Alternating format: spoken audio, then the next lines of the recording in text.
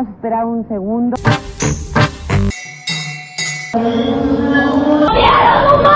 My divine self. Why are you gay? A good man or evil. My ass kicked in this kitchen.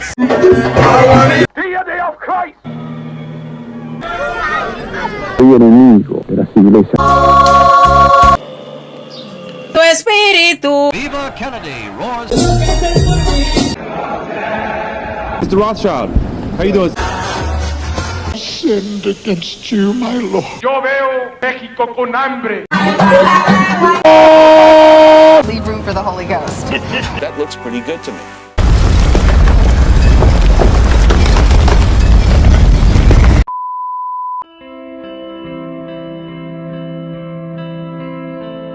Evangelio Público, todo relacionado con el Evangelio, por Eduardo Tejeda.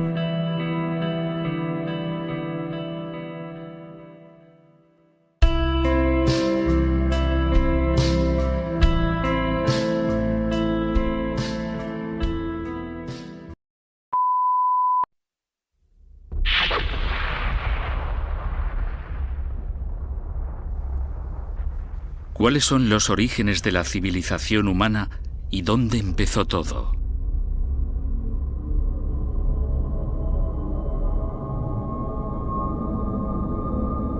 La Biblia cuenta que Dios creó al hombre a su imagen y semejanza a partir del polvo de la tierra.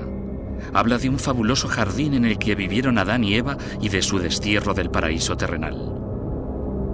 Aquel destierro del Edén marcó el nacimiento de la civilización. La arqueología nos da otra versión de la creación en la que el ser humano es un producto de la evolución. La civilización nació en el Neolítico, cuando hombres y mujeres empezaron a controlar el entorno natural que los rodeaba. Con la llegada de la ciencia y de la lógica, muchos estudiosos han relegado la historia del jardín del Edén a la pura mitología. ¿Pero es mera ficción o hay algo más? Si se analiza el Génesis, hay indicios para pensar que el Edén existió físicamente en la Tierra. Vamos a iniciar un viaje en busca del paraíso.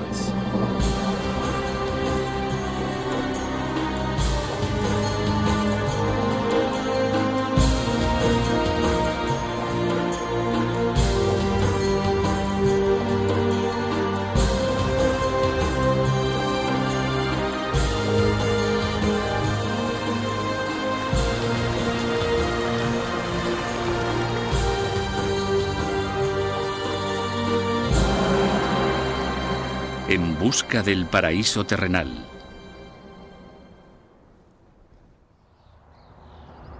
Universidad de Oxford, Inglaterra.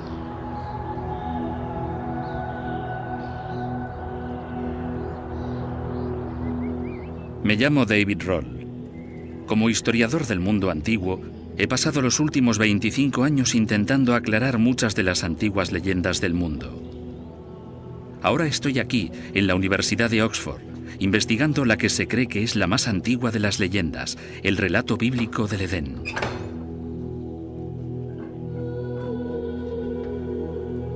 El libro del Génesis afirma que hace unos 7000 años Dios creó un jardín al este del Edén, en el que situó a Adán y Eva.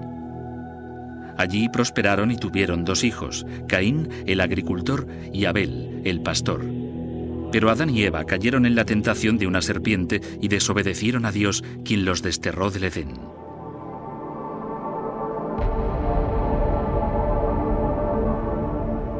La versión moderna y secular de los principios del hombre habla de una época de gran creatividad en la historia, hace también 7000 años, cuando los humanos cazadores-recolectores de la Edad de Piedra dejaron de ser nómadas y se asentaron en comunidades agrícolas.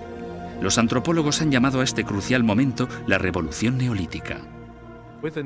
Con la Revolución Neolítica todo cambió drásticamente. Se empezaron a domesticar animales, a tenerlos en los campos cerca de las casas y a cultivar. Fue un gran adelanto. Básicamente, es la base sobre la que se construyeron las civilizaciones de la historia. Parece ser que la Biblia y la arqueología coinciden en afirmar que algo extraordinario pasó hace unos 7000 años. ¿Es entonces la historia de Adán y Eva y de Caín y Abel un simple mito, o podría ser la versión bíblica de esa revolución neolítica? En ese caso, ¿existió realmente el Edén? Una de las pruebas más importantes de que el Edén existió y de dónde pudo estar lleva ante nosotros mucho tiempo, pero simplemente no nos la hemos tomado en serio en los últimos años. El pasaje en el que se señala claramente la localización del Edén se encuentra en el capítulo 2 del Génesis, y es una descripción geográfica directa de hechos. Aquí no hay milagros. Dios plantó un jardín al este del Edén, y allí puso al hombre que había creado. De la tierra, Dios hizo crecer todo tipo de árboles, hermosos a la vista y buenos para comer. En medio del jardín plantó el árbol de la vida y el del conocimiento del bien y del mal. En el Edén nacía un río que regaba el jardín y que de allí se dividía en 4 brazos. El primero se llama Pishón, que rodea toda la región de Havila, donde hay oro. El oro de esa región es fino. También hay allí bedelio y ónice. El segundo río se llama Gihón, que rodea toda la región de Cush. El tercer río se llama Hiddekel, que es el que pasa al oriente de Asiria. El cuarto es el Peraz.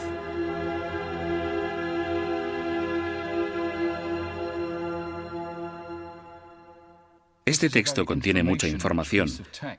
Quizá lo más importante de todo sea que nos dice que deberíamos buscar 2 lugares en lugar de solo uno. En primer lugar, hay una zona llamada Edén, y hay varias pistas geográficas sobre dónde está. Y en segundo lugar, estamos buscando un jardín que se encuentra en la parte este del Edén.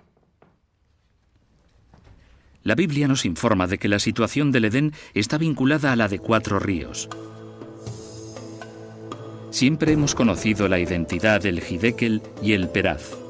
Son los famosos ríos que los griegos llaman Tigris y Éufrates y que atravesaban la antigua Mesopotamia, en la actualidad Irak. El problema siempre ha sido identificar los otros 2 ríos, el Gihón y el Pishón. Los primeros estudiosos de la Iglesia leyeron en el Génesis que el río Gihón atravesaba la tierra de Cush.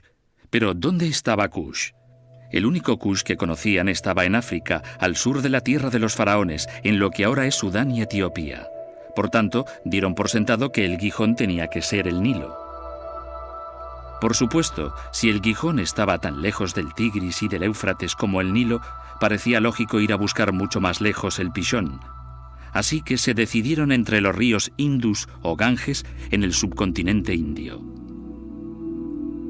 Como resultado, los primeros estudiosos concluyeron que el Edén abarcaba todo el mundo antiguo y se extendía desde África hasta la India.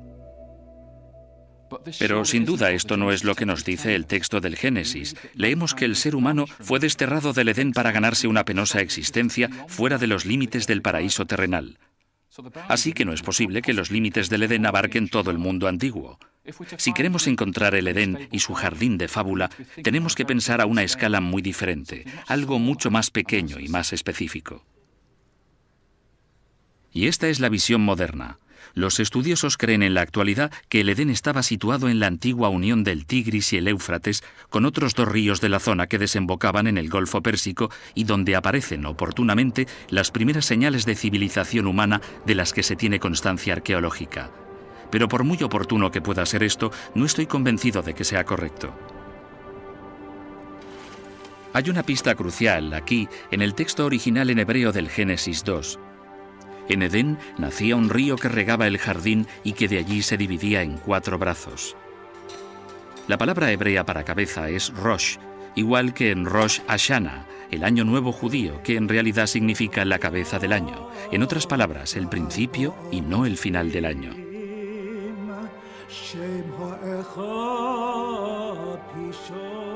Así que en Génesis 2, donde se usa el plural Roshen, creo que debe de referirse a los principios, a las fuentes o cabeceras de las aguas de los 4 ríos del Edén.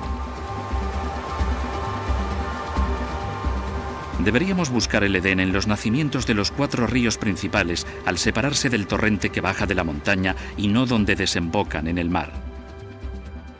Las fuentes del Tigris y el Éufrates están situadas en una región montañosa entre Turquía oriental e Irán occidental. Si no me equivoco, el Edén debe de estar en algún lugar de esta zona, así como también los nacimientos de los otros 2 ríos. De hecho, hay otros 2 ríos importantes en la región que discurren hacia el mar Caspio. ¿Podrían ser estos los ríos bíblicos Gihón y Pishón?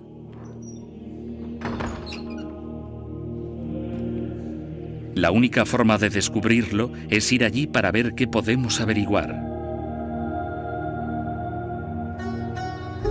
Es hora pues de dejar Inglaterra y partir hacia Irán, donde hace 7000 años el hombre emprendió el camino de la civilización.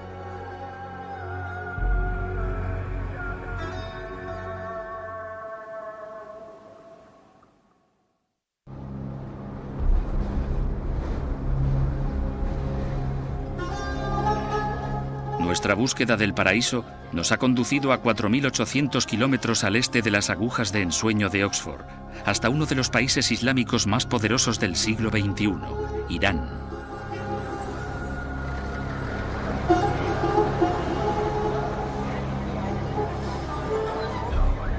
Hemos venido a buscar el Jardín del Edén, cuya existencia aceptan 3 de las mayores religiones del mundo: judaísmo, cristianismo e islamismo.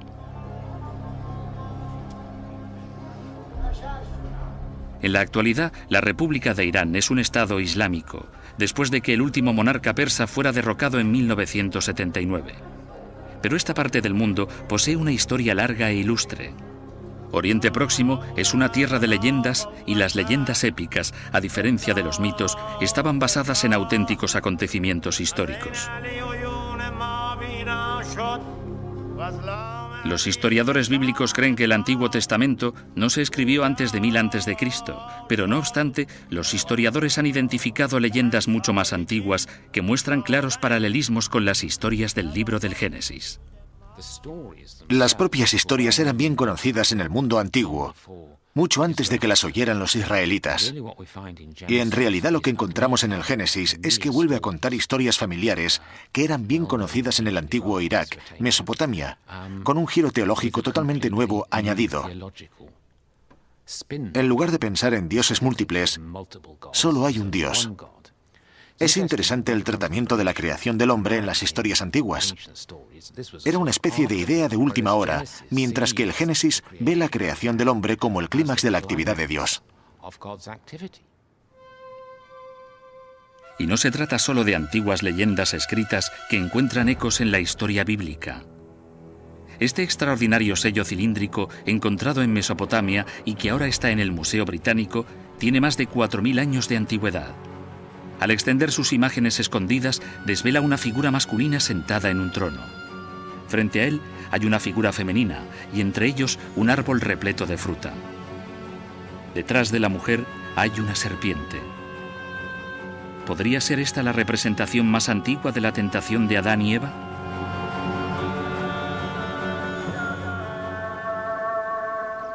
Es al estar en un sitio como este cuando de repente uno recuerda algo que naturalmente es muy evidente, pero suele ser fácil de olvidar.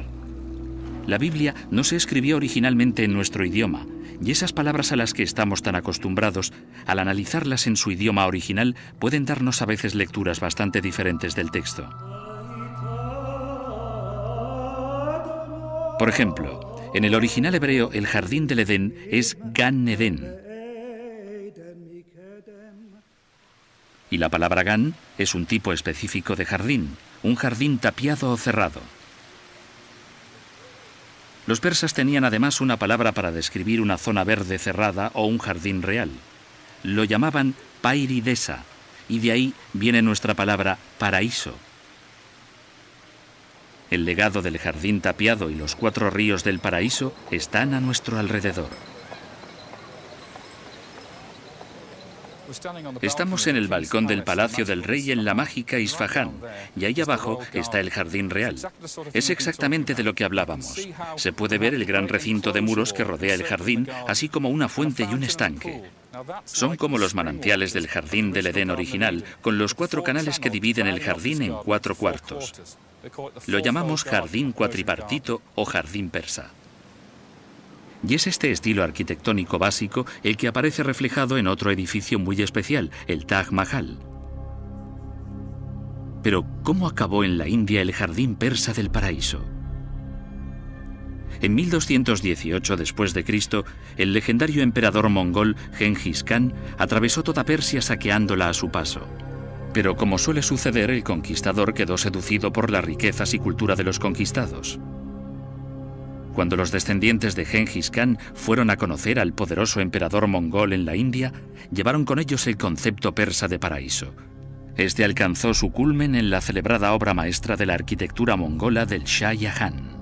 En el arco de entrada al Taj Mahal estaban escritas las palabras «Estás entrando en el paraíso». El jardín del paraíso está dividido en 4 cuartos con el estanque en el centro, y los 4 canales representan los ríos del Edén que fluyen desde el centro. Después está la resplandeciente cúpula blanca del propio Taj, que representa el trono de gloria, la bíblica montaña divina coronada de nieve. La nueva creación magnífica del paraíso del Shah Jahan la construyó un arquitecto persa.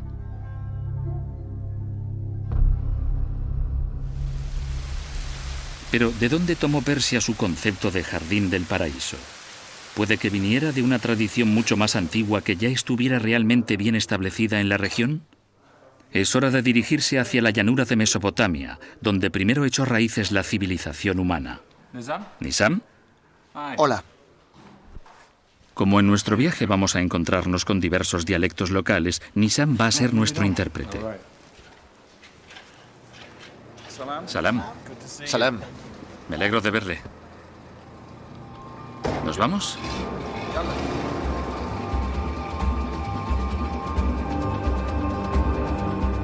Nos dirigimos hacia la antigua tierra de Suma.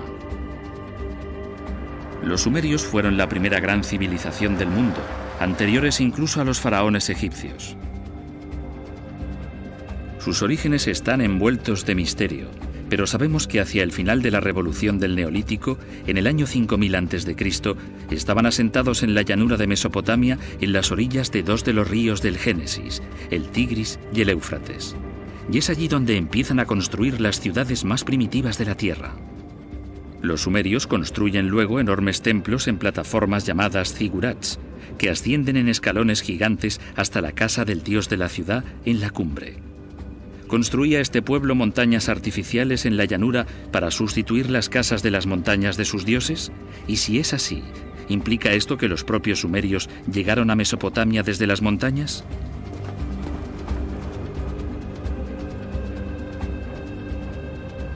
Sin duda, estas personas parecían haber tenido una relación muy cercana con las tierras del norte, en lo alto de las montañas de Zagros, tan cercana que incluso nos han dejado una guía de 4000 años. En realidad, se trata de un antiguo poema épico sumerio titulado Enmerkar y el Señor de Arata.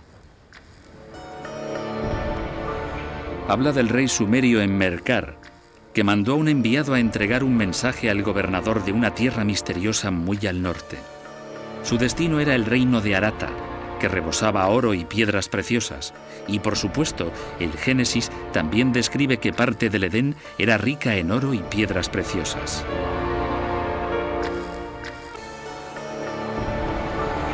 Nadie sabe con seguridad dónde estaba el reino de Arata, pero aún no sabiendo dónde acababa el viaje, sí que sabemos dónde empezaba. Los pasos de montaña del Oristán, y subimos hasta el pueblo más cercano.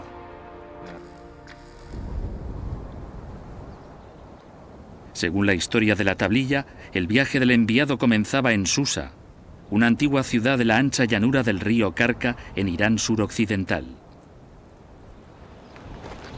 Y es aquí también, 5000 años después, donde empezaremos nuestro viaje a Arata, siguiendo los pasos del enviado.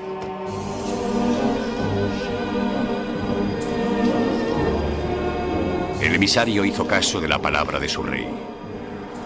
Viajaba en la noche estrellada. De día viajaba con el dios Sol, Utu del cielo.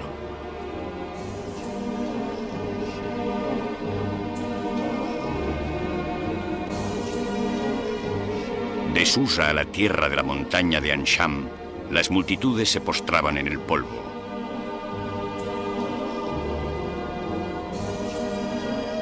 Cinco puertas, 6 puertas, 7 puertas atravesó. Levantó la vista al acercarse a Arata. El emisario que viajaba a Arata con los pies cubiertos por el polvo del camino y removiendo los guijarros de las montañas, al igual que una enorme serpiente que merodea en la llanura, no tenía oposición.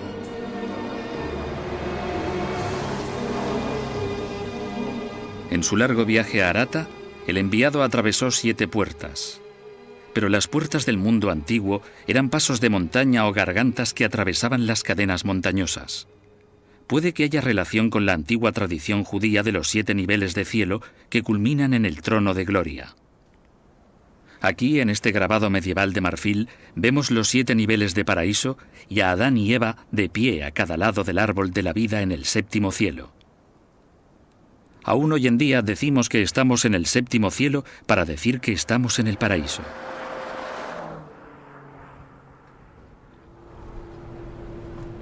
Puede parecer extraño utilizar un fragmento de literatura sumeria para situar el Edén bíblico, pero esto contiene una pista importante. Bastante avanzada la historia, encontramos al enviado acercándose a su destino final, el reino de Arata.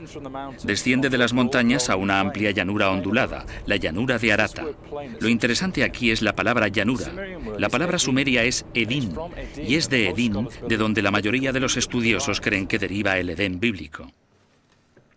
El doctor Irving Finkel es el experto sumerio del Museo Británico. Parece bastante claro que la palabra hebrea Edín, de la que deriva evidentemente la palabra Edén, la palabra bíblica proviene de una palabra sumeria que se suele escribir o deletrear E-D-E-N-O-E-D-I-N, Edín, que era la palabra utilizada en las inscripciones sumerias cuneiformes para el altiplano al exterior de un asentamiento, de una ciudad, que queda por encima del límite de la zona cultivada. Eso es lo que ellos consideraban el Edín.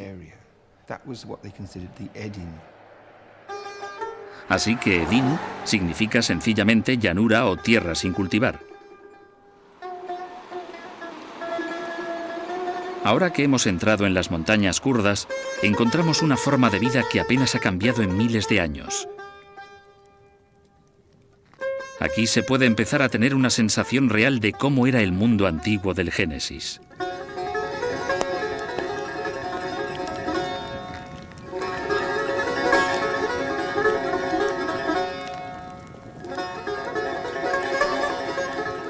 Hasta el momento, hemos hecho un día en coche a través de las 4 puertas siguiendo el viaje a Arata del enviado. Probablemente le debió de llevar prácticamente un mes cubrir el mismo terreno a pie. El problema es que no sabemos con seguridad en qué dirección fue a continuación. A poca distancia de aquí hay un lugar extraordinario. Si no fuera por lo que ocurrió aquí hace algo menos de 200 años, no estaríamos haciendo este viaje.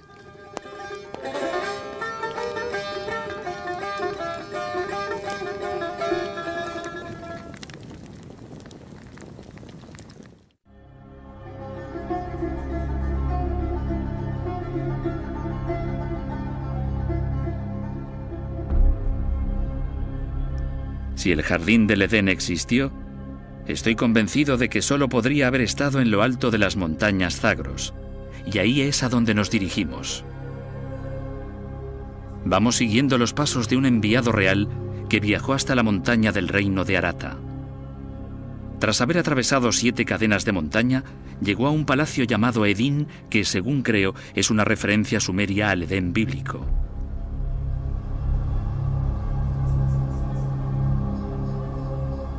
Pero el relato épico del enviado habría seguido perdido para nosotros de no haber sido por los extraordinarios esfuerzos de un capitán del ejército inglés, Henry Rawlinson.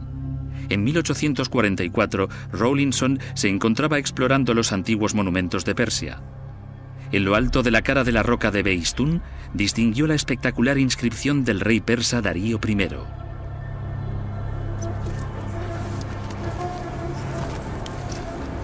La escena muestra a Darío derrotando a sus enemigos políticos y ocupando su legítimo lugar en el trono de Persia. Lo realmente importante de esto es que el rey hizo enmarcar la talla por un decreto real escrito en 3 idiomas diferentes: babilonio, elamita y persa antiguo. Los estudiosos habían sido incapaces de descifrar el antiguo babilonio, pero ya sabían leer persa. Rawlinson se dio cuenta de que si conseguía escribir 3 copias del mismo decreto, quizás sería posible descifrar las escrituras babilónica y elamita. Así que escaló la cara de roca de 60 metros para copiar todos los detalles. Como resultado de los esfuerzos de Rawlinson, fue posible descifrar miles de documentos que ya se habían encontrado en las ciudades de Mesopotamia. Henry Rawlinson estimó que la única forma de hacer que la inscripción fuera accesible a la gente para que pudiera trabajar en ella más adelante era hacer una copia. Bueno, no podía dibujarlo y por supuesto no podía fotografiarlo en aquellos días con una lente de telefoto, así que lo que tuvo que hacer fue subir allí y calcarlo en papel. Él describe cómo se hizo trepando por las cuerdas y presionando un papel maché contra la superficie de la roca para hacer estos calcos que luego se trajeron y formaron la base de los materiales sobre los que trabajaron los descifradores. Fue un hombre valiente porque, como sabe, es muy inaccesible, está muy alto, así que fue algo bastante dramático. Uno puede imaginarse el viento aullando, haciendo que se tambaleara y esas cosas, y Rawlinson diciendo, no, tenemos que hacer todos los símbolos. De hecho, sin esa inscripción, nunca habríamos descifrado la escritura cuneiforme. Y sin su temeraria hazaña, la Biblia habría seguido siendo nuestra única fuente histórica para el mundo primigenio del Génesis. Aquí, en el Museo Británico, hay una caja llena de antiguas tablillas cuneiformes, una de las cuales resulta ser el documento antiguo más famoso después de la Biblia. Descubierto en la década de 1850 en las ruinas de la antigua Nínive, en el norte de Irak, a primera vista, esta tablilla rota no parece nada importante, pero la primera vez que se publicó su traducción en 1872 causó una auténtica sensación. Era la primera vez que se descubría un relato bíblico en los documentos de otra cultura antigua. Era la historia del diluvio. La tablilla de 3000 años resultó ser parte del relato épico del legendario Gilgamesh. Narraba la historia de un gran diluvio y de un héroe que construía un arca y así sobrevivía al diluvio devastador. Y al igual que en la historia de Noé, leemos que se envían pájaros desde el arca en busca de tierra firme. Ha tenido un gran efecto porque desde el principio la gente buscaba relaciones entre la Biblia y lo que podía contarnos la arqueología. Estaban ansiosos por mostrar que los textos bíblicos se podían apoyar con pruebas fehacientes. Así que había un interés desmedido por cualquier cosa que se insinuara en la Biblia, y esto era algo especialmente espectacular. El texto, si se lee la traducción de la historia de Gilgamesh y se relee la Biblia, son desconcertantemente parecidos. Pero a pesar de la ardua labor de Rawlinson, seguimos teniendo un problema. Aquí, en el nacimiento del río Carca, se pierde la pista del recorrido del enviado de Arata. En nuestra antigua guía no queda totalmente claro a dónde ir después. Hay que atravesar 3 puertas, pero ¿en qué dirección? Me temo que tendremos que recurrir a otro documento antiguo para resolver esto. Y el documento en cuestión es una tablilla de arcilla, esta vez en el Museo del Louvre, en París. Describe una campaña militar contra el reino de Urartu por parte del poderoso rey asirio del siglo VIII a.C., Sargón II. Al igual que el enviado de Enmerkar, el ejército de Sargón también cruzó 7 cadenas montañosas, pero en este caso, a diferencia del enviado, sabemos exactamente dónde fue.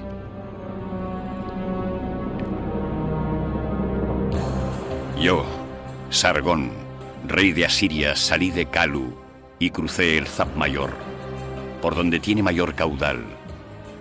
Desfilé entre altas montañas cubiertas por todo tipo de árboles, cuyos caminos nunca verán la luz del día. 7 montañas atravesé con gran dificultad. Entonces crucé los ríos Rupa y Arata como si fueran acequias de regadío. Descendí contra Surikash, un distrito del país de los maneos.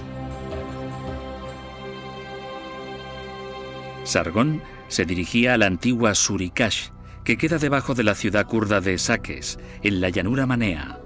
Viajó hacia el norte atravesando 7 pasos de montaña, el río Arata, y llegó a la llanura Oedín de Urartu, la Ararat bíblica.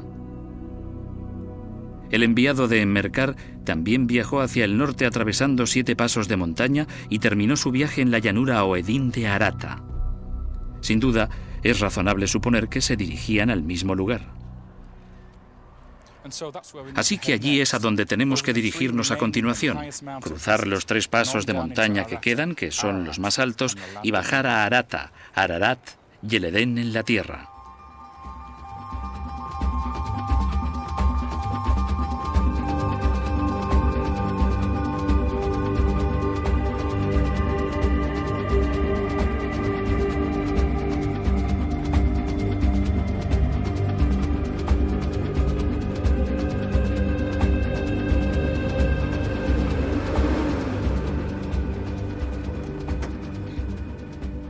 Con la ayuda de Sargón encontramos el emplazamiento de Arata y el destino final del mensajero de Enmerkar más allá del 7º paso de montaña.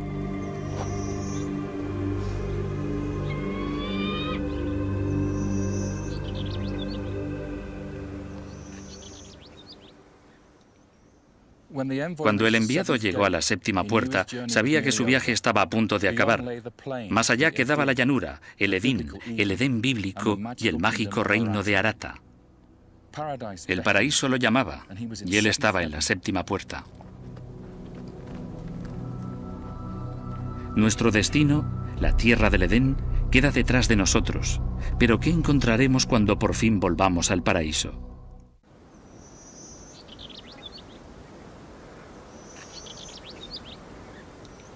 Hemos seguido el recorrido de un antiguo enviado a través de las 7 puertas que llevan al 7º cielo y al borde del paraíso.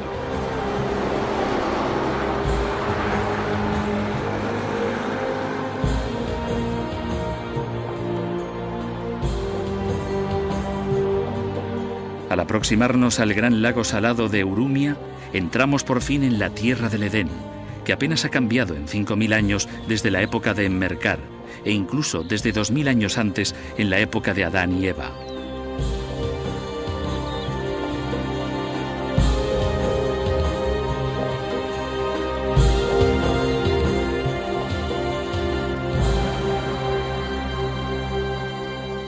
Más allá de esos picos, muy al este de aquí, debería estar el jardín del Edén.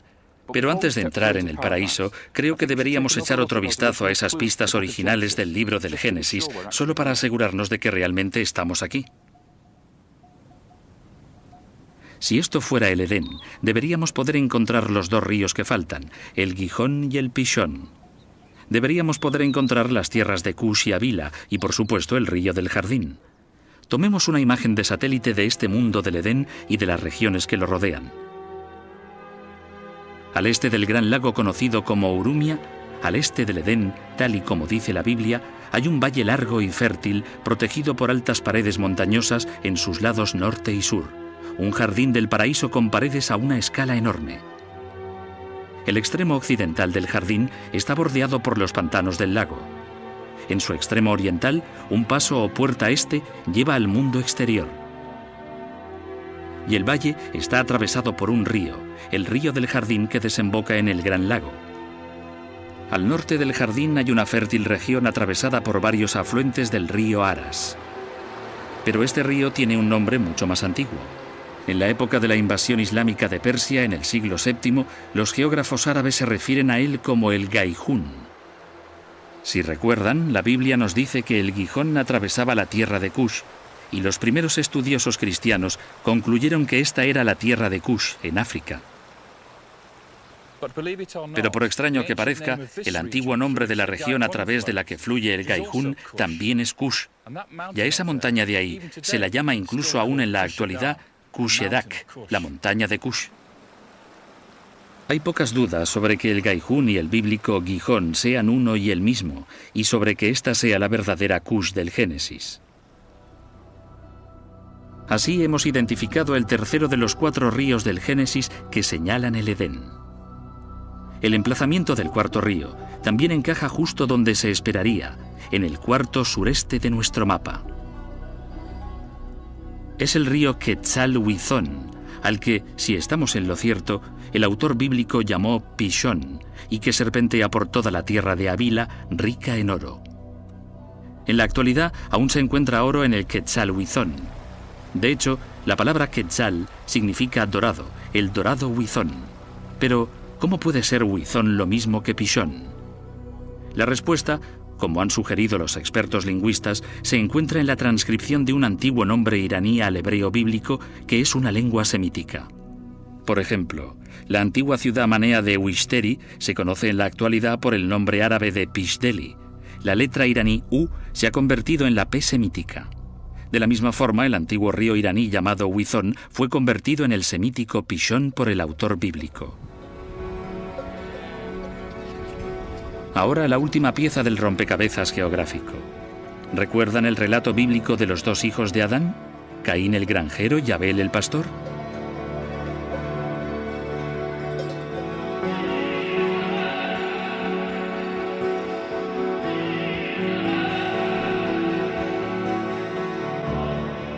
A Caín y Abel, su padre les ordenó que hicieran una ofrenda a Dios. Caín llevó el producto de los campos, mientras que Abel sacrificó un cordero y ganó el favor de Dios.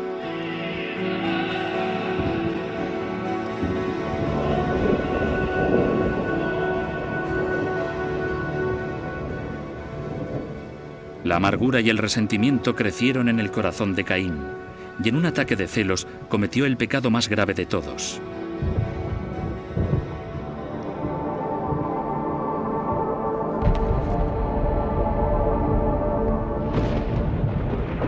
Como resultado de este primer asesinato registrado en la historia, Caín fue desterrado del jardín del Edén. Quedarás maldito y expulsado de la tierra que se ha bebido la sangre de tu hermano a quien tú mataste. Aunque trabajes la tierra, no volverá a darte sus frutos. Andarás vagando por el mundo sin poder descansar jamás. Y así Caín se fue de la presencia de Yahvé y se estableció en la tierra de Nod, al este del Edén. Y esa es la parte crucial del texto, en la tierra de Nod, al este del Edén. Sorprendentemente, la región oriental de nuestro mapa lleva los nombres de Nogdi Alto y Nogdi Bajo, y Nogdi significa perteneciente a Nogt. ¿Podría ser este el Nod del Génesis? Era una práctica común que el escritor bíblico convirtiera los nombres extranjeros en palabras hebreas. Nod simplemente significa errante, y desde luego Caín era un fugitivo errante. Hemos encontrado los ríos Gihón y Pishón, e incluso quizá la tierra de Nod. Ahora es el momento de dar el paso final hacia el paraíso, hacia el oeste, al jardín del Edén.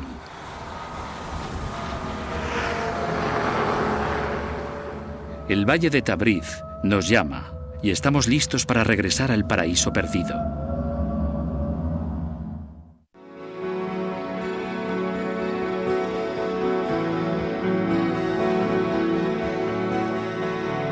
Y así Yahvé expulsó al hombre del jardín del Edén. Lo desterró.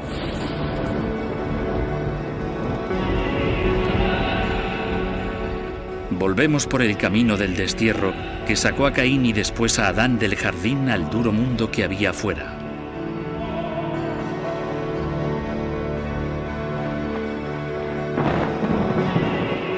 Puso al oriente del jardín unos querubines y una espada ardiente que se revolvía hacia todas partes para evitar que nadie llegara al árbol de la vida. Pensamos en los querubines como una especie de angelitos gordinflones con alas. Pero ahora sabemos que son los caribú de las antiguas Babilonia y Mesopotamia, que eran los guardianes de los lugares sagrados y de los templos. Así que si se va al Museo Británico se puede ver un montón de querubines. Y son grandes criaturas aladas para asustar, porque esa es la función del querubín en el jardín del Edén. Evitar que entren Adán y Eva, porque este es su castigo por desobedecer a Dios. Lo interesante es que hay una ciudad en la tierra de Nod que se llama Kirobabat, que significa el asentamiento del pueblo Keru. Así que quizá los querubines de la leyenda fueran sus sacerdotes chamanes que llevaban alas de buitre. ¿Y qué hay de la espada ardiente que se revuelve? ¿Podría haber sido el trueno y el rayo por los que es famoso este paso a los pies del volcán Sabalán? Por fin entramos en el jardín del Edén, a través de la puerta este, el camino del destierro. La verdad es que es una sensación extraordinaria pensar que volvemos al lugar del que se fueron Adán y Eva hace 7000 años.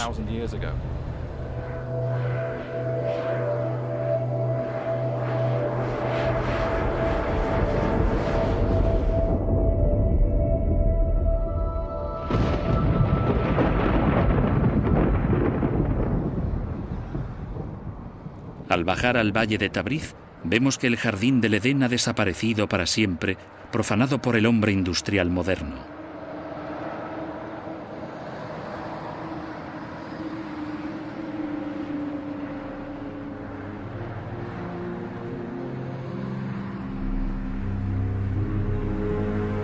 En cierto sentido, se ha cumplido la profecía bíblica de que el hombre nunca regresaría al paraíso.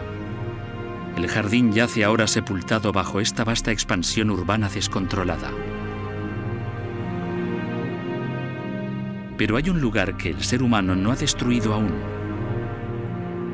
En la Biblia, el libro de Ezequiel nos habla de la caída de un hombre desde la montaña de Dios en el Edén. Hay una gran montaña que domina el valle de Tabriz, la cúpula volcánica del monte Sahán. Y en las lomas de esta montaña, uno puede hacerse una idea del aspecto que tenía el mundo primigenio de Adán. Si creen literalmente cada palabra de la Biblia, en realidad no me necesitan para demostrar que el jardín del Edén era un lugar real. Sin embargo, si ven la historia del Edén como una metáfora poética, la pregunta es, ¿a qué podría referirse esta metáfora? ¿Por qué se debería identificar este sitio y no otro como el lugar en que tuvo su origen el hombre?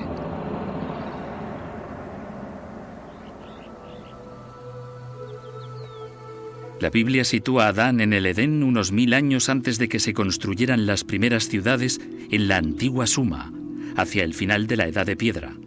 Así que, desde ese punto de vista, ¿quién vivía aquí en aquella época?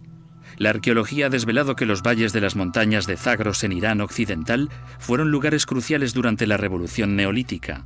Pero, ¿por qué los antropólogos ven esto como una época tan trascendental para la historia de la humanidad? La Revolución Neolítica fue probablemente el avance más importante que jamás ha experimentado la humanidad en lo que se refiere a cambios de vida, porque viene a ser la piedra fundacional sobre la que están construidas las civilizaciones históricas. Hablamos principalmente del principio de la ganadería, del principio de la domesticación de animales, del cultivo de campos que rodean el pueblo permanentemente. Pero no pasó mucho tiempo antes de que estos pueblos se convirtieran en ciudades y al final estas ciudades crecieran, porque sin agricultura y ganadería nunca habría habido una ciudad sobre la faz de la tierra. Somos los herederos de esa revolución neolítica, así que este es realmente nuestro punto de origen. No es extraño entonces que este sea el lugar elegido para la historia de la creación.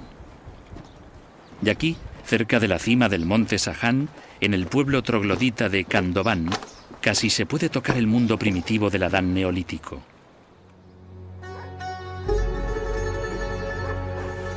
En la mitología de la creación de la antigua Mesopotamia, vemos que el hombre fue creado a semejanza de los dioses mediante la combinación de la arcilla de la tierra con la sangre de un dios asesinado. Y los pueblos del Neolítico usaban aquí la tierra o arcilla roja en sus rituales, tomándola de la montaña roja que domina el jardín. Por lo que sé, usaban roble rojo en los rituales de enterramiento. Se cubrían los cuerpos con roble rojo y en ocasiones solo los huesos. Y creo que lo que esto muestra es el simbolismo utilizado por los primeros seres humanos. Al nacer venimos al mundo cubiertos de sangre, así que al dejar este mundo e ir al siguiente, también tenemos que ir cubiertos de sangre, que es lo que simboliza el roble rojo.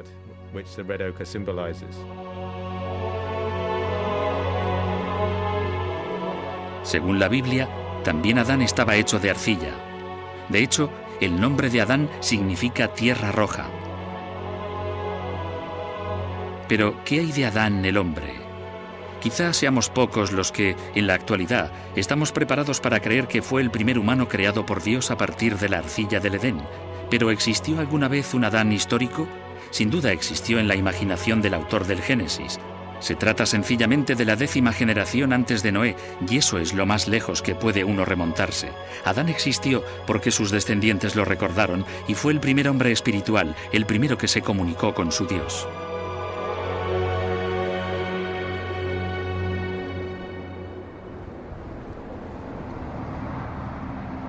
Quizá no podamos regresar realmente al paraíso terrenal, pero al menos, por medio de la magia de la televisión moderna, podemos devolver el Valle del Jardín a su belleza primigenia. Solo para echar un vistazo al aspecto que tenía el mundo de Adán.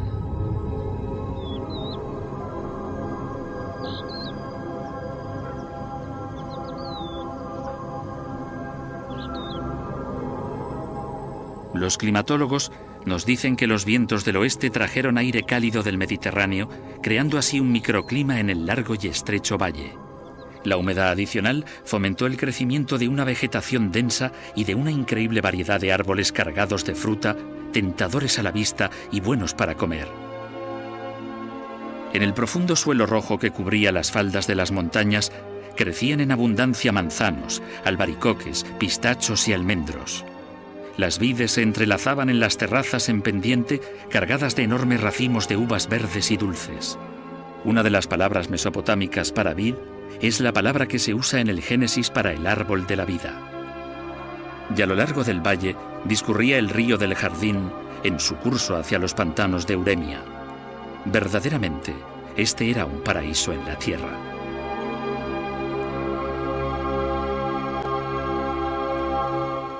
Mi viaje termina aquí, en la montaña de Dios, el lugar desde el que Adán, quienquiera que fuese, y el resto de su tribu, fueron desterrados del jardín del Edén para vagar por la tierra. Pero esto fue solo el principio. El relato épico del pueblo del Génesis continuó durante miles de años, aunque eso, como se suele decir, ya es otra historia.